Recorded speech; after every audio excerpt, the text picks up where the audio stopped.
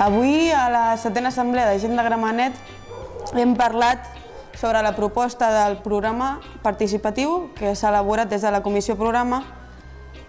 També hem parlat de l'economia de gent, s'han exposat els comptes, la situació actual.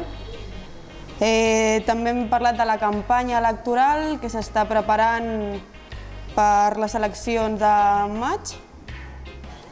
També s'ha exposat el reglament intern que s'ha redactat per definir el funcionament exacte de Gent de Gramenet i s'ha recordat també el Codi Ètic que es va aprovar ja a la 5a Assemblea i també s'ha proposat la llista de la candidatura del maig de 2011 i s'ha aprovat.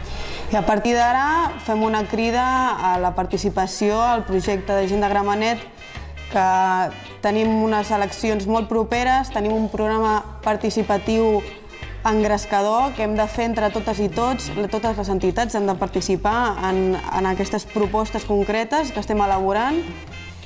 També tenim una campanya que hem de treballar conjuntament, volem ser moltes i ser cada dia més per tal que la participació sigui real i la democràcia sigui real.